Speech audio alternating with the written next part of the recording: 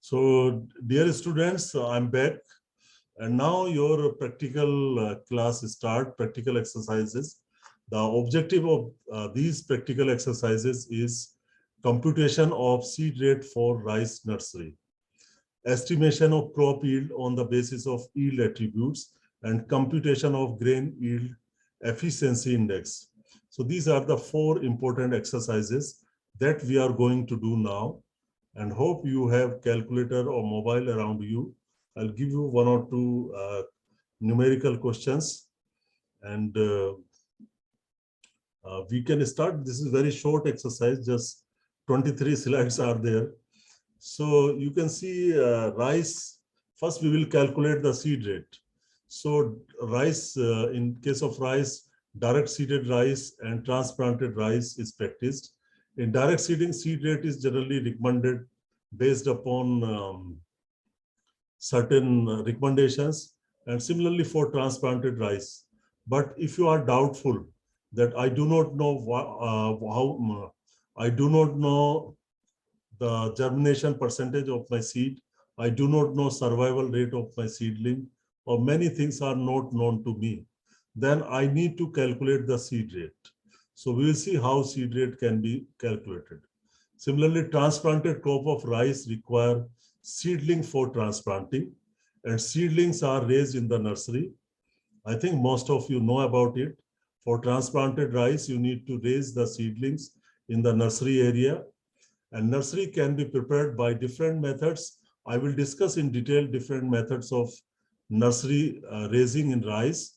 What are the methods? But important methods are like wet seeding, which is the most common practice, dry seeding and depot method, and modified mat methods. So there are different methods of nursery raising. We will discuss in detail. So normally wet method of wet seeding is done in India and many other countries. The nursery area for transplanting on 1 hectare land would vary with the method of nursery. What method you are following? For depot method, it is very small area is required. For modified mat nursery method, only 100 meter square area is required. If you are going for wet seeding, then area is large. Area is about 600 to 800 meter square area for 1 hectare nursery.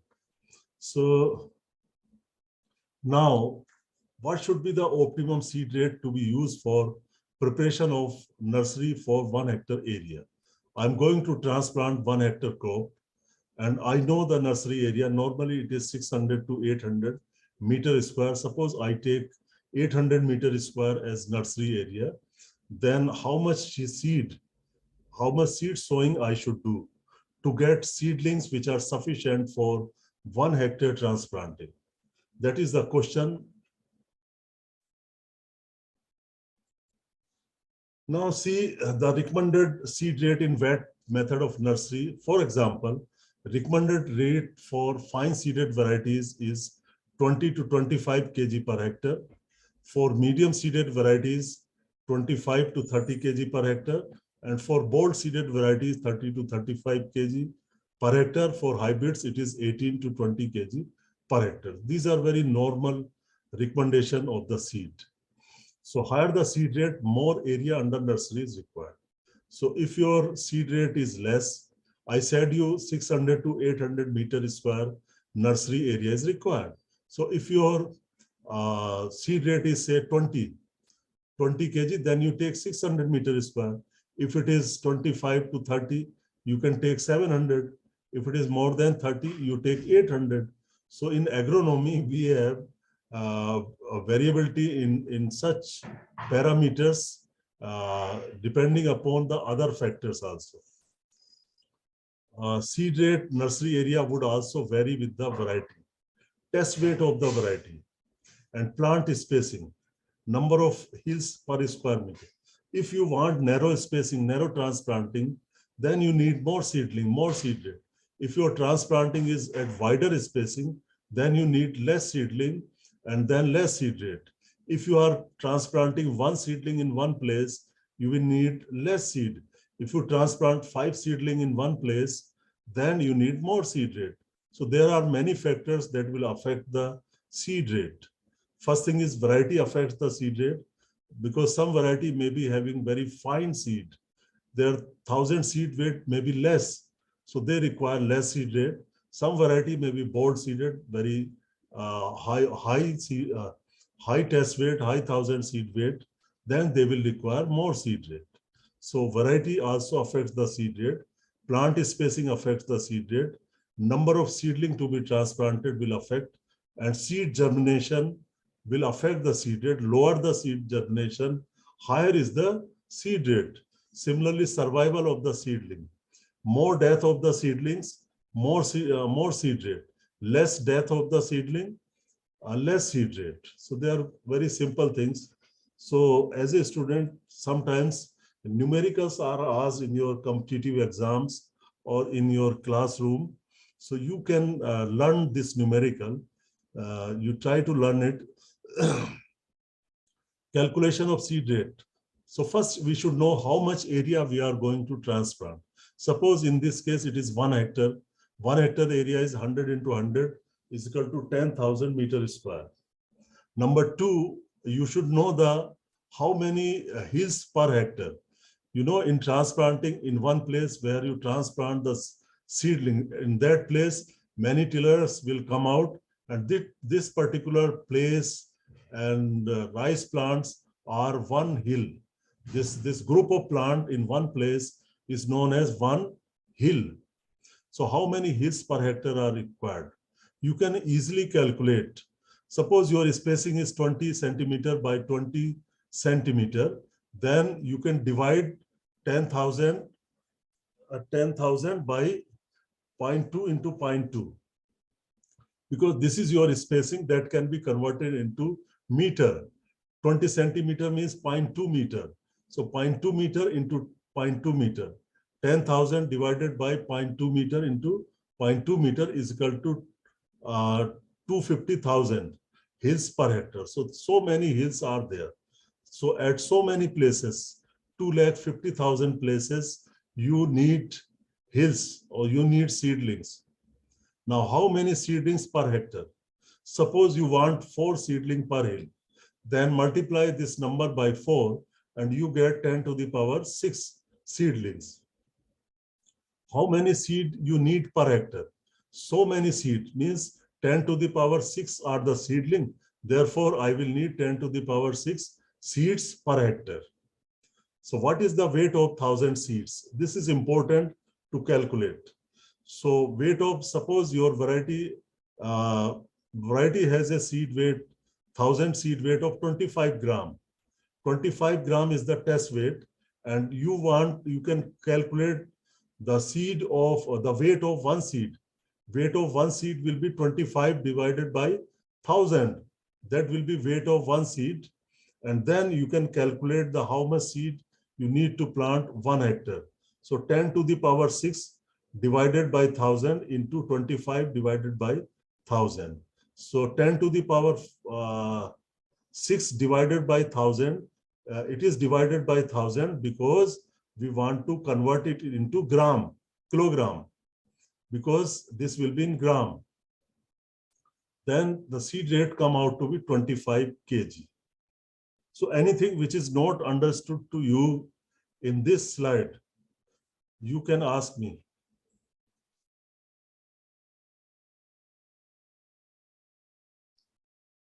Anything which is not understood to you in this slide, anything not clear, you can ask me. Otherwise, I can go to next slide. All clear, sir. Clear? Yes, sir. It is very simple exercise, and now you see, now you need to adjust for the germination. Means suppose germination is 80% or 90%, then you will require more seed. You should adjust for this loss. So what is the percentage germination of rice seed? So generally it varies from 50 to 90%. You can take the mean value of 70%. So suppose you have 70% germination, then at 70% germination, how much seed you need? So you need to adjust for it. Seed is equal to 25 divided by 0.7, that is 70%. So now you have increased it to 36. So it is very simple because your 70% seeds are germinating. So you need to increase the seed rate. Now, what percentage of seedlings survive in wet nursery? So suppose your seedlings have germinated, but some of them are going to be killed.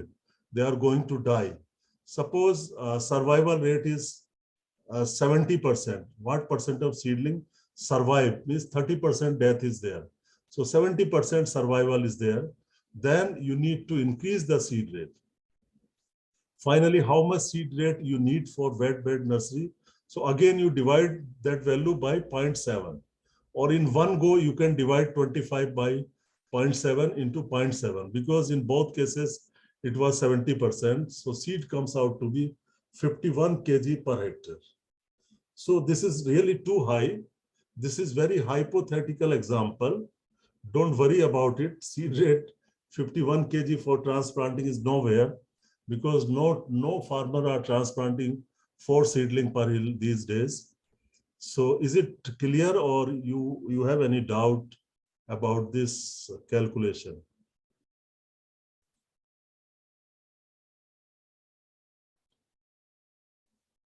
Clear, sir. Clear? Yes, sir. So you can practice Yes, sir. yourself. There are 10 points in this.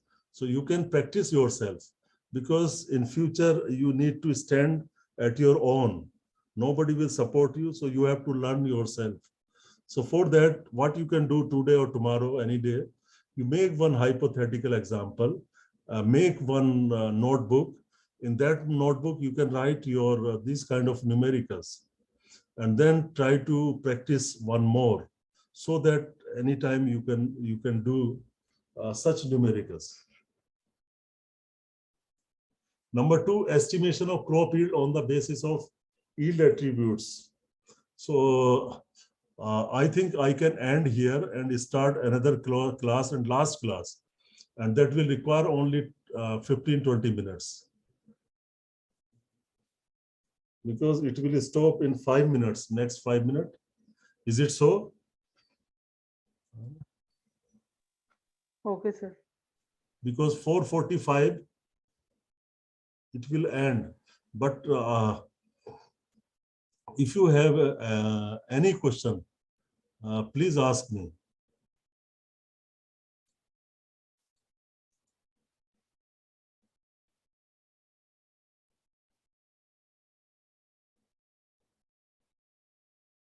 The meeting is remaining for 2 minutes.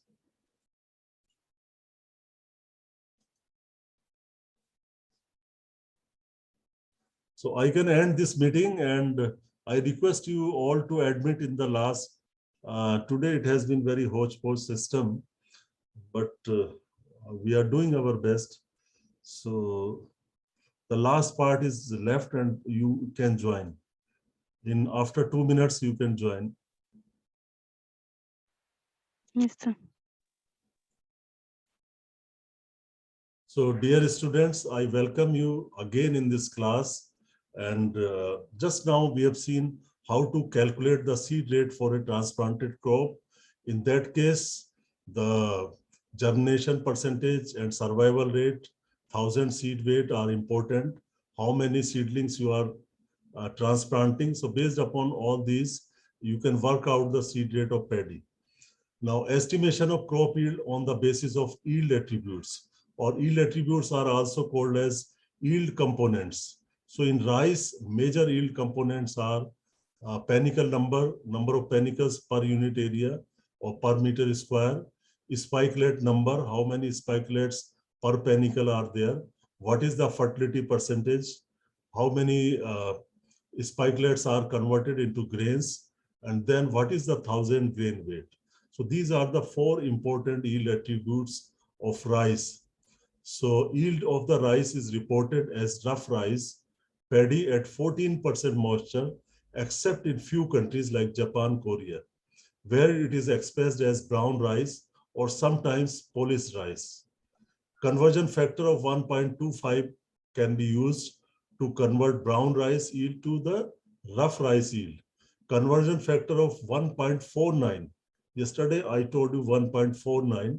So it is almost same 1.49. You remember 1.49 from milled rice to rough rice.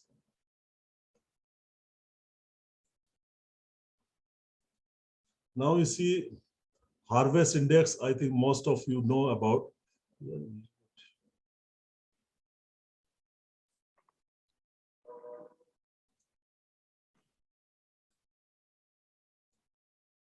Just a minute.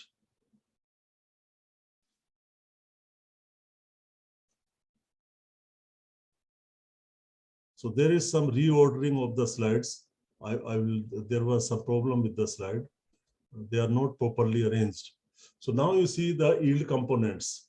Yield components or attributes of rice, panicles per meter square. Panicle length as such is not used to estimate the yield. However, in thesis or research work, students consider panicle length as a yield attribute, but it is not required in the calculation of the yield. However, longer the panicle, it is assumed, longer the panicle, more are the grains. So that from that angle, it is a yield attribute, but from the perspective of calculating yields, it is not used. Panicle weight is also not used. Number of spikelets are important per panicle and spikelet fertility and 1000 grain weight.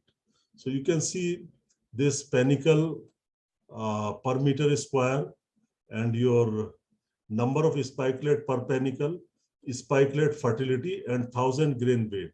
These are the 5 yield attributes which are used to estimate the yield.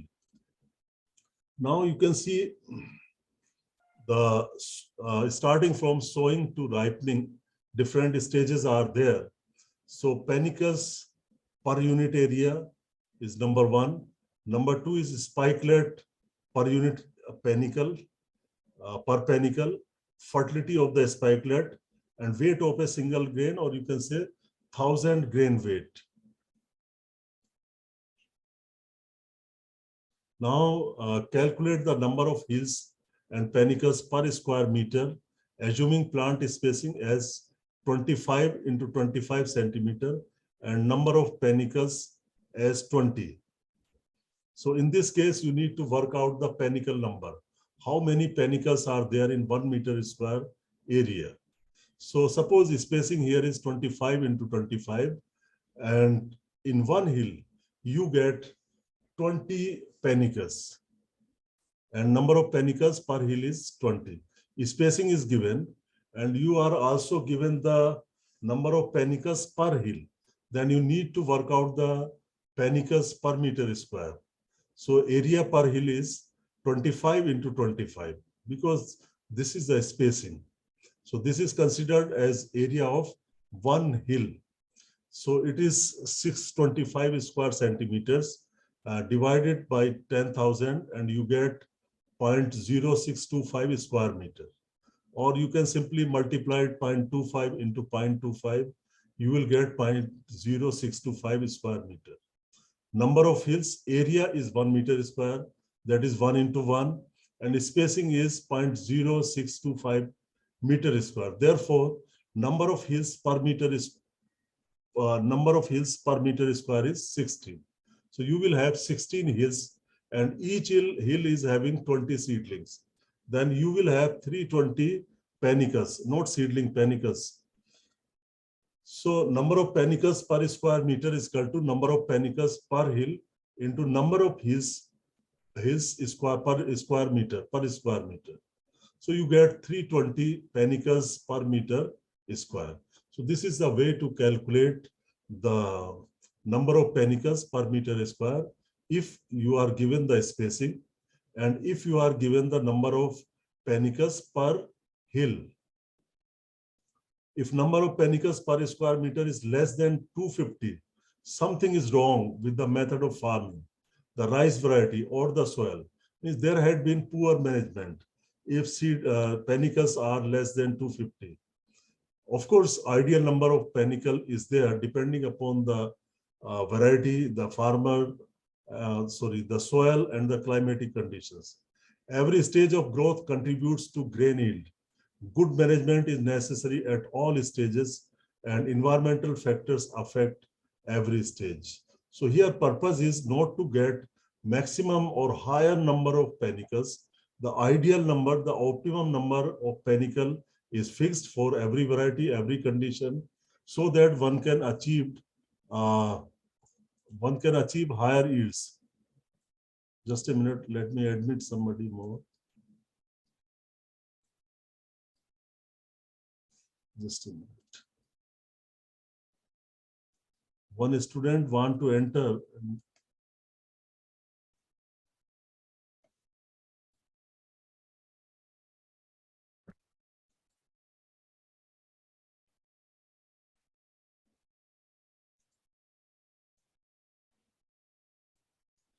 So now you see the yield components. Now you are going to estimate, or you are going to compute the yield. So many times when we grow the crop, student take data, student take observation, and these observations are taken to estimate the yield. So observations may be taken on panicle number per meter square. Now you know how to convert a panicle number of panicles per hill into the panicle number per meter square. So panicle number per meter square. So grain yield ton per hectare is equal to panicle number per meter square into spikelet number per panicle into percentage filled spikelet. What percentage is filled into 1000 grain weight, and multiplied with a factor 10 to the power minus 5 is equal to spikelet number per meter square into percentage filled spikelet into 1000 grain weight into 10 to the power minus 7. So these factor 10 to the power minus 5, 10 to power minus 7, they have come from by converting the grain number from gram. You got different units per meter square, spikelet number. To convert them to ton per hectare, you need these kind of factors. So 10 to the power minus 5, you can remember, or otherwise grain yield ton per hectare is equal to spikelet number per meter square into percentage filled spikelet into 1000 grain weight into 10 to the power minus 7. So you can use either of these, first one or second one. First one is better, you directly calculate from the first formula. So there has been some confusion in the terminology of yield components. The following are considered synonymous when yield components are discussed. For example, spikelet number per panicle. So you can call it grain number per panicle. Total spikelet number per meter square. You can say total grain number per meter square. So spikelet is taken as equivalent to grain, whether it is filled or whether it is unfilled. So percentage filled spikelet is equal to percentage filled grain. Percentage unfilled spikelet is equal to percentage unfilled grains.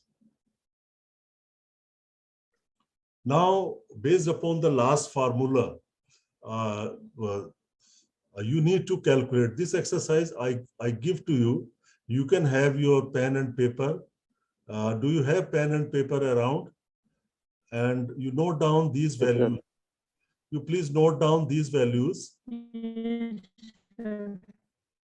Number of panicle 375. So directly I am giving you number of panicles per meter square. You need not to calculate. So it is 375. Spikelet number per panicle is 100. And you can multiply these two. You will get total number of spikelet per meter square, which is 37,500. And filled spikelet is 85%. And 1000 grain weight is 29.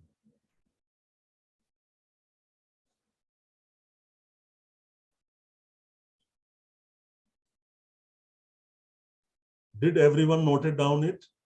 Panicles 375 per meter square. Spikelet number per panicle is 100. Total number of spikelet per meter square 37,500. Filled spikelet 85%. 1000 grain weight in gram is 29. So once you note down, you tell me so that I can show you formula to calculate it.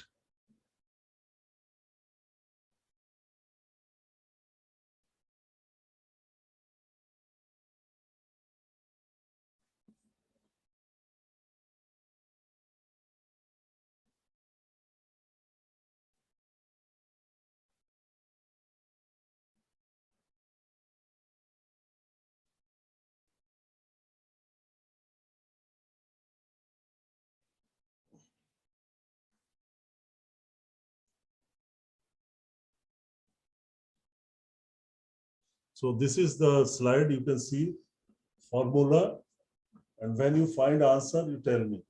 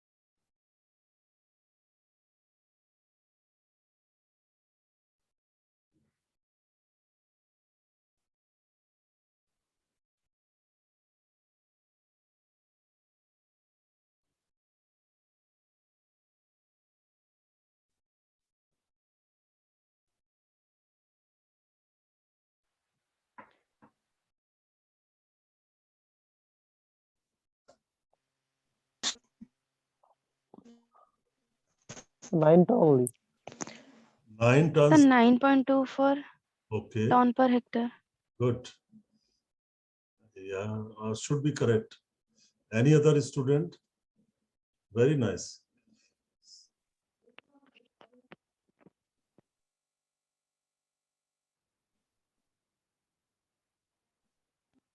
Sir, 9.24 tons. Yeah, should be correct. Should be correct. Very nice.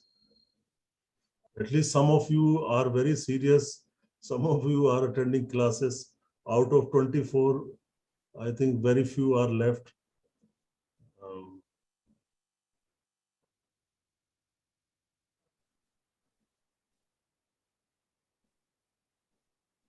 Because you cannot complete course in your given or scheduled lectures. You cannot study in detail if you have few lectures, few discussion. So it is difficult. So one need to have more and more lectures or discussion. So those who have done it, I give one more example. Done, sir. Yeah. So another example you note down. This is example number 2, which is this is for your practice. So number of panicles per meter square is 250. Spikelet number per panicle 110. Number of spikelets per meter square is you multiply 250 by 110, 27,500. Spikelet filled spikelet is 90% and 1000 grain weight is 30. So you note down this these details and do this exercise. If you want, I Sir, yeah. sir, is 7.4 it ton, sir. 7.425 tons per hectare? 7 point, okay. Yeah, 4 to Yes, 5 sir. tons per 7.4 to 5. hectare. you are too fast. I'm very happy. Too fast. If I was in, 7.42. if I was in your place, I could have taken 1 hour time. Yeah, good. So this is formula. So overall means what I perceive that most of you now know it, calculate it, and those who could not do it, never mind. You can learn from your friends, or you can see this formula. It is not rocket science. It is very simple. You have formula, you have values you need to put and calculate. So I'm happy that you got some practice. Now see your answers. In one case, it was 250, your panicle number, and spikelet number per panicle was 100. And you were given 110, I think. 110. And total number of spikelet per meter square is 25,000. Filled spikelet 85, and so on. So this is not exactly the same example, but one could be there. One is there in dry season, 375, 100, 37,500, and so on. So now you try to understand what I am saying. The model yield components of IR8 in the cloudy, wet season and in the sunny, dry season. So now you can see this is from Chandler, 1969, very old reference. And now first point you should note is IR8. IR8, last time also I discussed, it is a cross of DGO, Wujen, and Pita. Somebody told me like this. This is known as miracle rice. Now you see in wet season, the yields are 6.16. In dry season here, yields are 9.26. Must be example from Philippines. So you can see a difference in dry season and wet season. So perhaps in wet season, there was cloudy weather, and in dry season, there may not be cloudy weather, and the sunlight or solar radiation must have played some role in dry season. This is one. Number two is in wet season, the panicle number is 250, but in dry season, panicle number was more, 375. The variety is same. Spikelet number per panicle was 100, all 100. Total number of spikelet, then definitely, if your panicle number is different, then you will have spikelet per meter square different. So 250 multiplied by 125,000. In the other case, 37,500. Now you see filled spikelet is 85%. Not much difference. Your 1,000 grain weight is almost constant.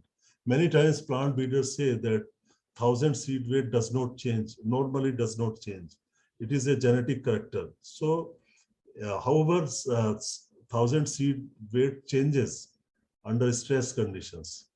So you go 29 gram in both the cases, but you see the difference in yield. So this difference in yield is caused by the panicle number per meter square. So what is the message out of it is that panicle number per meter square is the most important yield contributing character. Most important yield contributing character is your panicle number per meter square. So thrust should be given to have the ideal or optimum number of panicles per meter square. That is the message. Sir, Yes. sir, what should be our ideal panicle number per meter square for optimum yield? See, it is very subjective. You can't say. Generally, something around 300 to 350 is ideal, but that will vary upon so many factors. The varieties, there may be two types of variety. One may be low tilling variety, one may be high tilling variety. Normally, short duration varieties are less tilling, and then long duration varieties are more tilling. So, of course, soil type, in one case, you get poor fertile soil. So in that case, it cannot give you more tillers, more panicles per meter square. So it is really very subjective depending upon variety, season, and so on. So on an average, you can say 300 to 350 is the ideal number of not tillers, panicles per meter square. If you increase the panicle number, say 400, 500, something like that, or more than that, panicle number, then definitely the quality of the grain and the size of the individual grain will be affected. Of course, total yield can be little higher, but in that case, if your crowding happens, then grain will remain shriveled. Grain will remain less filled. There may not be 100% filling of the grain. They will remain undersized, and panicle may have less number of spikelet. You know about competition and these kind of things. So for every aspect, we need optimum plant population. Somebody will teach you in modern concepts in crop production. That course is running, I think. Who is taking classes in that course? Divakar Mahanto, sir. Okay, that is fine. So somebody will teach you in that course about optimum plant population. So optimum plant population is the population where you get maximum yields with better quality. So this will be covered. So overall, this is very subjective. You cannot generalize, but on an average, you can say 300 to 350 panicles per meter square should be there. But it will not guarantee that if you have more number of panicle, it will not guarantee you high yield with good quality. Any other question?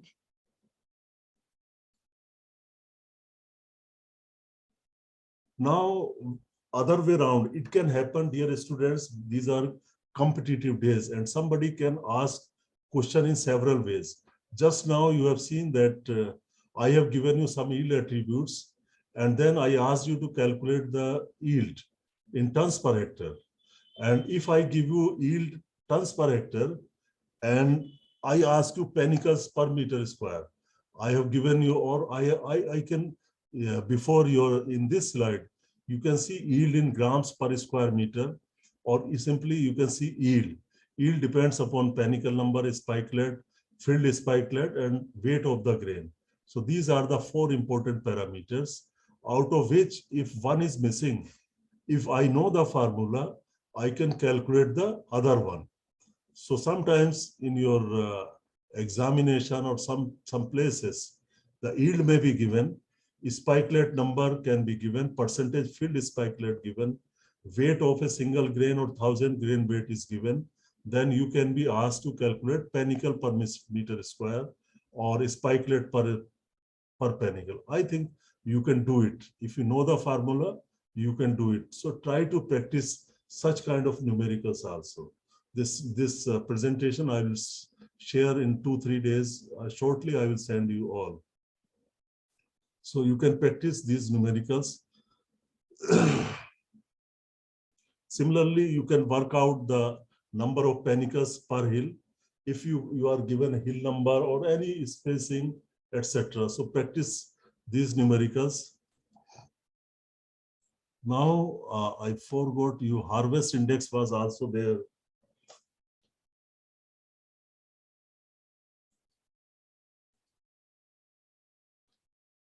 So harvest index, you can see it is, there are 2 parameters. One is harvest index and grain store ratio also. They are almost same.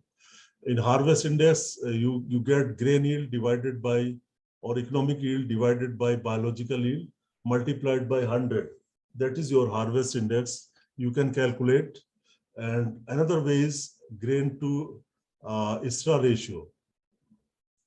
So here also you can get dry grain yield divided by total dry weight, which includes total dry weight of grain as well as straw.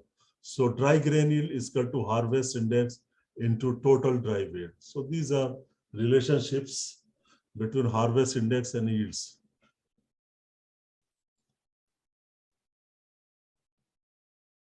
So on an average, the total dry weight of a good rice crop is around 10 to 20 tons per hectare, depending upon the variety, management, and environment. Harvest index may vary from 0.3 to 0.5. For traditional varieties, tall varieties, yield is 0.3. For improved variety or high yielding variety, harvest index can be 0.5 or 50%. and yield may range from 3 to 10 tons per hectare. However, you have seen hybrid yields can be 22 tons. Yesterday we have seen it. And grain to star ratio similar to the harvest index and extensively used in the past. So sometimes plant breeders or plant physiologists, they prefer grain to star ratio, and sometimes people calculate harvest index, which is economic yield divided by biological yield. So grain to star ratio, you can see.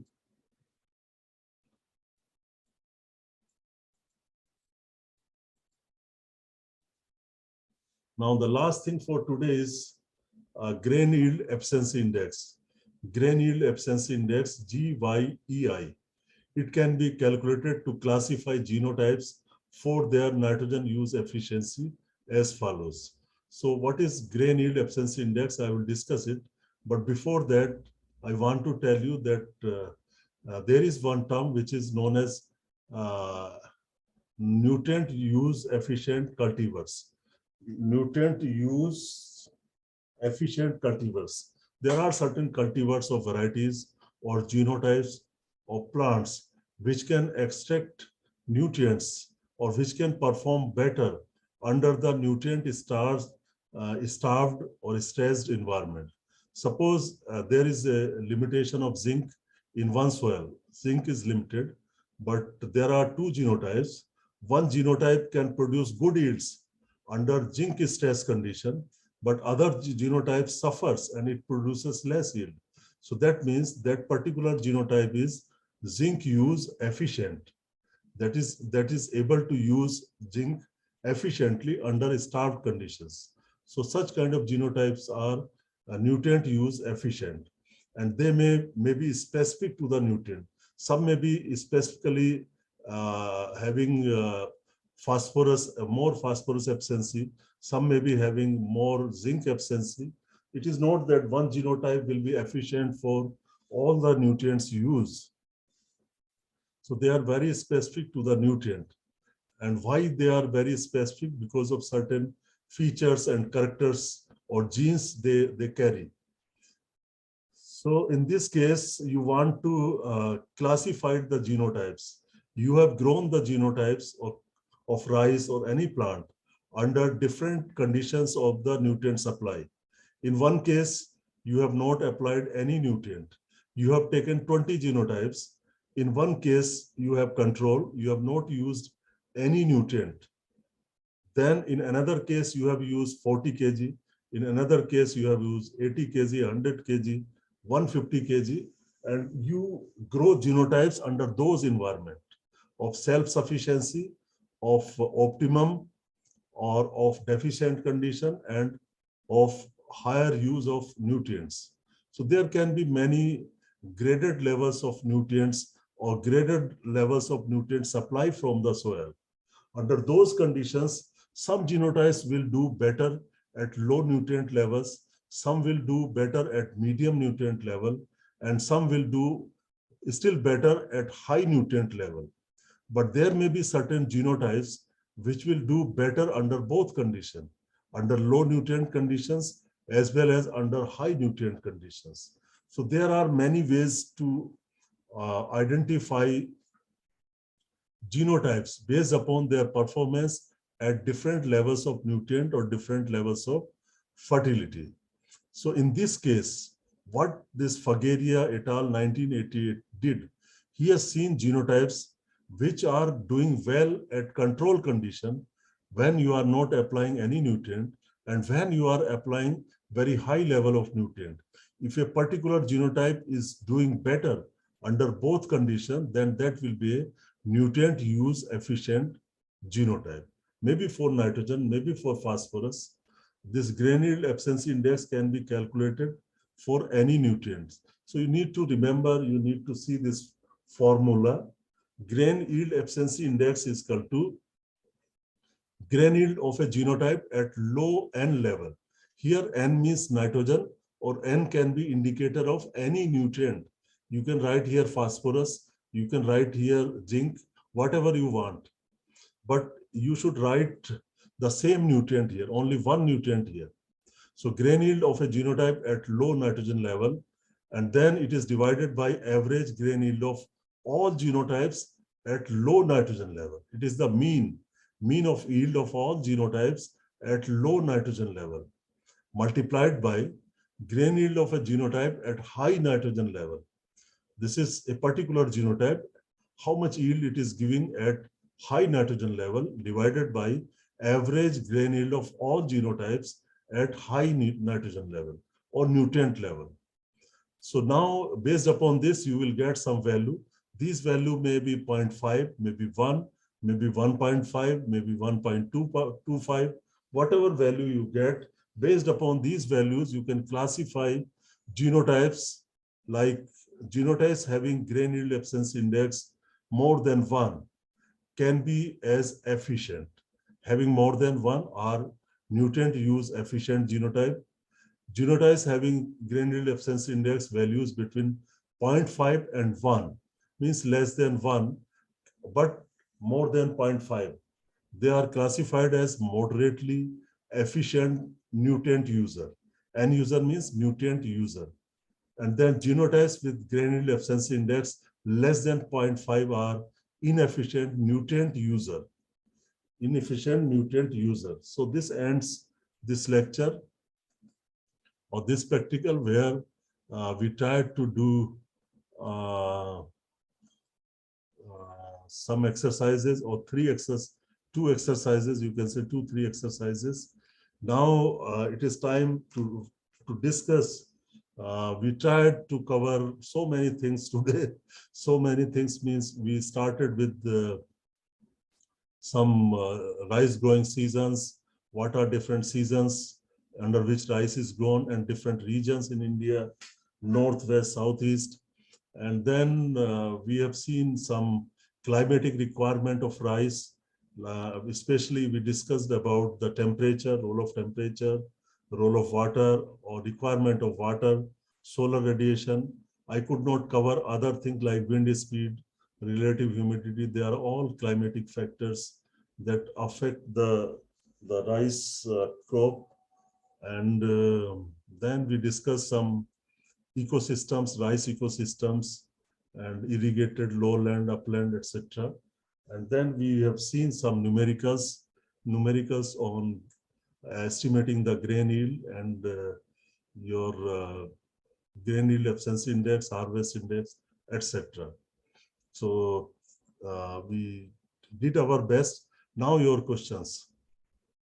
You can open your videos. You can play your video, friends. I can see you before I end the class. If you like, you can open your videos.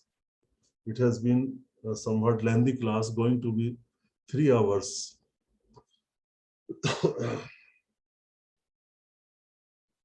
Yeah, Subrata. सोया तो नहीं बीच में? नहीं sir. Yes, sir.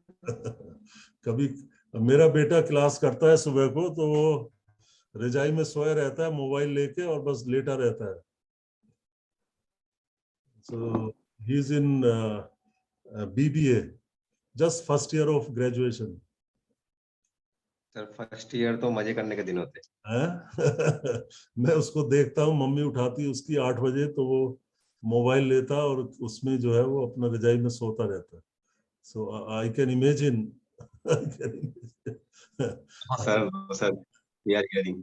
But you are matured people यार, जो attend करेगा, पढ़ेगा, सुनेगा, उसका ही फायदा होगा. बाकी जिसको नहीं करना तो नहीं करना, उसका मन है. बट ये फॉर्मल एजुकेशन बहुत जरूरी होती है. सब चीज जो है ना, आपको अब तो वैसे भी वीडियो में है हर चीज, but still formal education has some value. So if you have any question on this practical, you can ask. Grain yield efficiency index or anything any doubt you have, you can ask.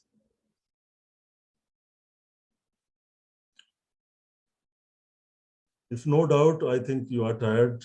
Have rest and see you next week. Next week, Wednesday.